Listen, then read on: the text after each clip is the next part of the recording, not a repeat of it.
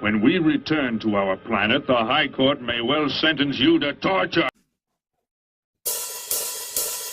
He likes movies, we like movies.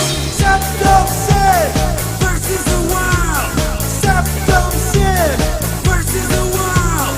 Septum Sin versus the world. Septum Sin versus the world. I'd buy that for $1. Oh, a package. I wonder what it could be. Probably some more DVDs. Get out of here, you. I don't know what I'm thinking about letting him live here with me. Alright, let's get the chair up. Mail day. And you guys are going to get a nice unpackaging video with me. See? Lovely package.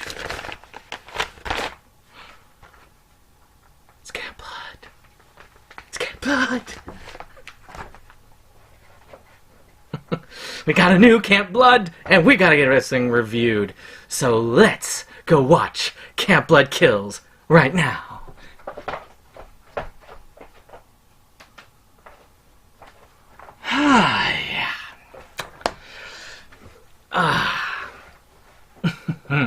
That's a Camp Blood goodness back in. Well, greetings! You're watching Septum Sin versus the World. I'm Septum Sin, and I'm here with another review for you. And if it's a Septum Sin versus the World review, you can bet we're going to have a Camp Blood review. Today we're going to be reviewing the film Camp Blood Kills. This is a film that sort of a compilation film. I got in on this project at the beginning, and my name is in 2 places, actually 3 places on this film. One, in the special thanks, down here on the disc, also on the opening and the ending credits. This is a compilation of many films. Allow me to show you. This has scenes from various films in the series, but most prominently this number. We have Camp Blood 3, First Slaughter, the one that David Sterling acknowledges as Part 3, not Into the Woods. We've got Part 4. We've got Part 5. We have 666, easily one of the best in the series, by the way. We've got Part 7, which has one of my favorite people, Kyle Rappaport, in that. And you get to see him also in Camp Blood Kills. And, of course, The Ghost of Camp Blood. But not only that, it has excerpts from 2 other films. One that I am going to get called Axe Grinder, and another one from one I just got, and you guys have probably seen this on the pickups already, which is The Occultist. All the ones I showed you, except for this one, can be bought directly from David Sterling on his site. So if you like what you see, you can actually get that. You know, what is it about horror that you love? Especially slasher movies. Well, usually there are 2 things that you look for when you're going to watch a slasher movie. Boobs and kills. This has some of the best boobs and the best kills of all of the Camp Blood movies, except for the original trilogy. So, what is Camp Blood exactly? For those of you who are not informed, go watch my other reviews. Come back later. Are you done? Good. Because I'm not going to explain it to you anymore. Just think slasher movie, man in clown mask. It's the simple things that make it all worthwhile. So as we have our new format here, let's talk about the good after the bad. The bad is quite simple. It is merely excerpts. There is no plot. There is no rhyme, no reason. It is just the kills. It is a highlight reel. This is the best of. Problem with the best of, it includes that on musical albums, a musical album is usually structured in a way to where you can get the full feel, the full body of what that band is going for. And the same thing comes with movies. Even the ones that to me are the most infamous, 4 and 5, they have their own feeling, and I wouldn't want to change them for the world. This one does have its own feeling, but it's a different breed. If you haven't watched the Camp Blood films, I'm not exactly sure this is the best place to start.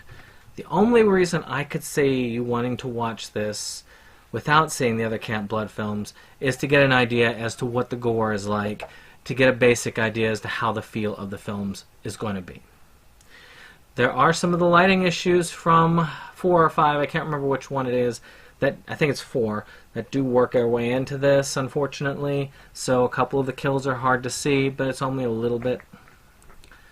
Other than that, I think it's time for the positive. If you're that kind of person that really loves the gore from these movies, you will love this. The kills from Camp Blood are kind of simplistic in their own way. They're not over-the-top gory in most places, except for the scenes from this. I hate to say it, those things are extremely gory. But, you know, as far as the rest of these, it's easy enough to take, but it's still quite fun. I think this, as I said, is a good way of showing you what those levels are. So is this a good starting point? Yes. Only if you intend to go into this and say, you know, I want to get into the Camp Blood series, but I'm not sure what it's like. This is a good way to do it. And it has definitely left me interested because I got The Occultist, and I will be getting Axe Grinder. I'm sure I've ordered it by this point, and it's on its way. Because the scenes from that looked awesome.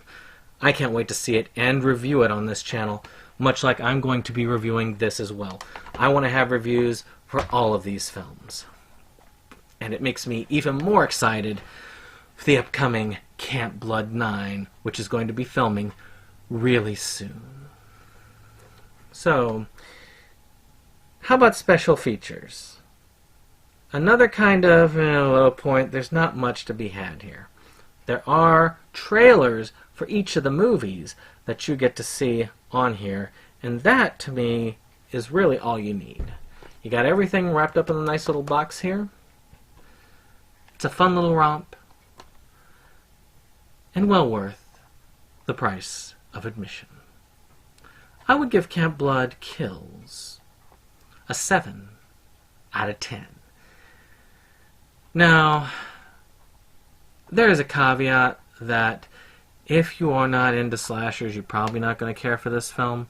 And if you want those, like, over-the-top, it has to be the most high-ranking effects, then 6 out of 10. But, to me, 7 out of 10.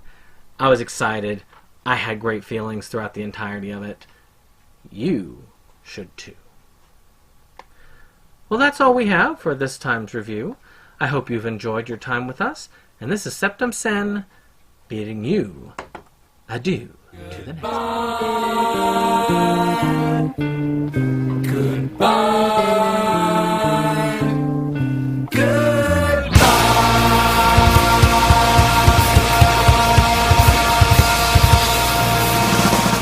Welcome back again to another YouTube shout-out.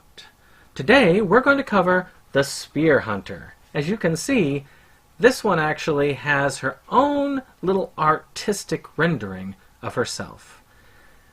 If you look her up online, she has lots of cosplay photos for you to enjoy. But that's not why I got into the Spear Hunter. If that's the same, if that really was the case, there are other YouTubers that I would have subscribed to. No, I like this one because the content really caught me off guard. I saw the cute little picture and I said, that's kind of good. But then I saw like a perspective for Resident Evil. Like, let's see here. Like, you've got the reviews. You've got this thing called Haunting Ground, which was talking about a very rare game, which is a gem that I wish I could have gotten to play back in the day. In-depth retrospectives of video game series, like she just finished going over the second of the 3 Parasite Eve games. And it's really cool to watch somebody dive into these things, give it in-depth analysis, and just in general, give a personal view of the games. You could tell that she really likes the games that she's talking about, and that she's really into each one. I am very glad that I got to meet this person on the YouTubes. So, I hope you give her a little love by checking in with her channel. She doesn't need my help. She's got 142,000 subscribers. But, unlike her, I bet you I know most of my subscribers. And I respond to any of the comments that you leave below. When it notifies me, I read it and I respond. But still, to me, even if it's 1 or 2 subscribers, a little love can go a long ways. And this is a channel that I particularly thought was an amazing and fun channel to explore.